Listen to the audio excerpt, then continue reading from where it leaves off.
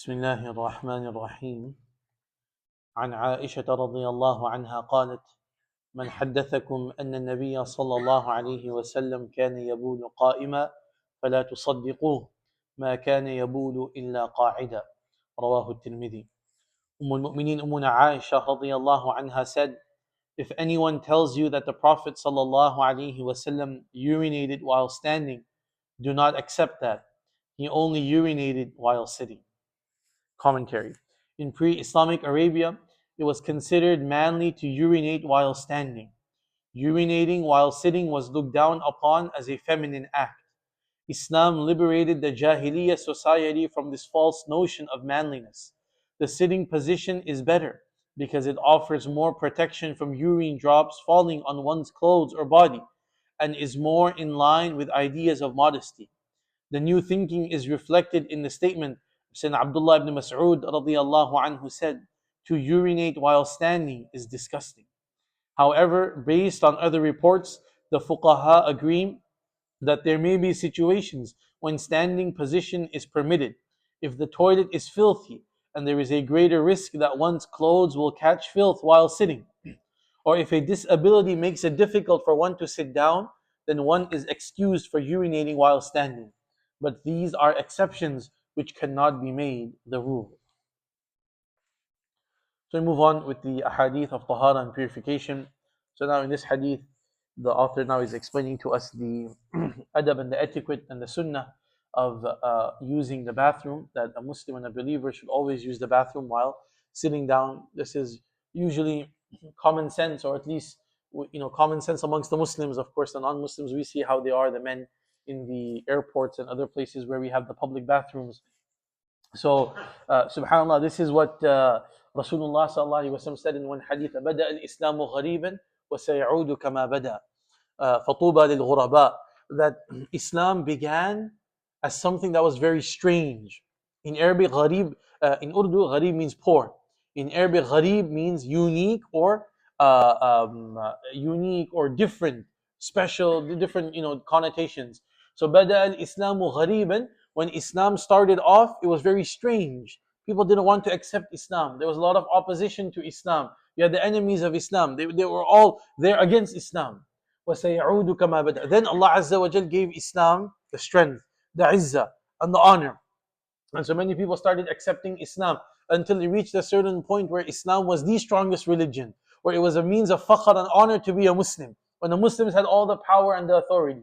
وَسَيَعُودُ كَمَا بَدَأَ. But then a time will come again when slowly again Islam will become strange, will become weird. People will start looking down again upon Islam, and they will move away from the teachings of Islam. So this is one example of that. That in the times of Jahiliyyah, they used to think it was considered, something manly, because obviously the women cannot urinate while standing; they have to sit down. So the man can stand. So that's why it was something that, I'm a man, and this is something very manly from the rujuliyah, that I can stand up and use the bathroom in this way. Then Islam came and said there is nothing manly about this. There's absolutely, what is manly is that you go and give your life in jihad. That is a man. That is the person who can stand up and say, I will give my life for the sake of Allah. That person is a man. Not the one who can stand up using the bathroom. How does that, can make you some very strong person? So Islam said, sit down. Because number one, it is cleaner.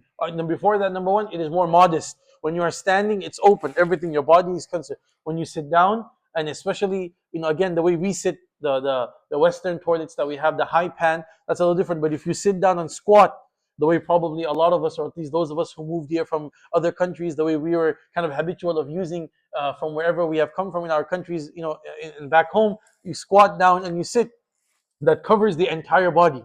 So even if a person does not have any clothing whatsoever, just in that position itself is a very modest position. It covers the private parts of a person.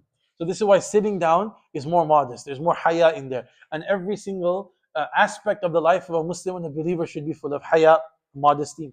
And number two, it's also better, or it is more effective in protecting a person's clothes from the urine drops. And we know that Islam has taken this very seriously. That the urine drops that fall on, if it's an excessive amount means a little more than basically a quarter size, right? If it's a little more than that, then and that comes onto the clothing. The clothing is the najis. It's filthy. The salah is not accepted. So even if you make wudu and you do all of that, but if the clothes are impure, the urine drops are on the clothes, then the salah is invalid. It doesn't count.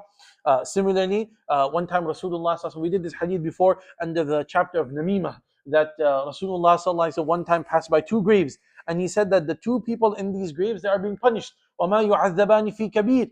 And the reason why they are being punished, it was not something very, difficult to stay away from. No, no, it was easy for them to avoid it in the worldly life, but they didn't avoid it.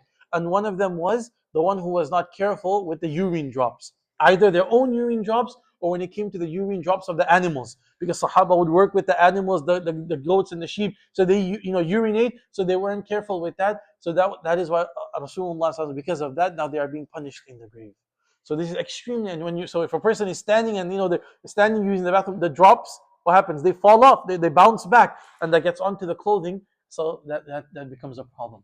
That is why we must sit down. Now, Aisha radiallahu anha is saying over here that if anyone tells you that the Messenger sallallahu alaihi wasallam would stand up while urinating, don't believe that person. She's talking about 99.9% of the time this was the sunnah of Rasulullah sallallahu alaihi wasallam. There were two, maybe three incidents in the entire seerah where it has been documented that Rasulullah sallallahu alaihi wasallam stood up and urinated.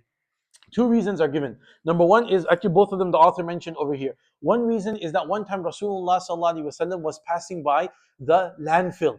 The dump yard where all the trash and all of that is kind of thrown. So Rasulullah sallallahu alaihi wasallam was kind of walking past that area and he had the urge to use the bathroom. So he went into that landfill area. Now, what's in a landfill? Not like, today, mashallah, they put the whole, like, it's grass and they bury it and it's like that's what they say in Florida. That's the only mountains that you see, right? The mountains that they make of the landfills. So just people would just kind of go there and throw their things like that. It wasn't like there was no system very kind of sophisticated like how it is today to a certain extent. So because it was all dirty over there, filthy over there, if Rasulullah SAW sat down, then his clothes would become dirty. So that would defeat the purpose. So that is why Rasulullah SAW stood and urinated. That's one. And the other explanation the ulama give is that on one occasion Rasulullah SAW fell off the horse, and so he injured his leg. So he wasn't even able to pray salah standing, he had to sit down, and then urinating as well. He was not able to kind of squat in that position and use the bathroom. So that is why he had to stand and kind of urinate. So these are one, two, or three incidents in the entire seerah that we have where it is mentioned that Rasulullah SAW stood while urinating, or else all the time, he would sit down and urinate himself. So this urinate. So this is the sunnah of Rasulullah SAW as well. We ask Allah Azza wa Jal to grant us the ability, inshallah, to follow all the sunnahs of Rasulullah Sallallahu Alaihi Wasallam, to be extremely careful when it comes to these things of the tahara and the purification, which is normal, and every single day we kind of do it, but sometimes that could be the reason our salah is not being accepted. So we have to be very careful and make sure that we are always aware of our clothes, our cleanliness, tahara, inshallah. May Allah grant us all that ability, may Allah forgive us, may Allah be pleased with us. Ameen ya Rabbil Alameen. Wa salli Allahumma wa sallim ala nabiyyina Muhammad wa ala alihi wa sahbihi ajma'in. Alhamdulillah.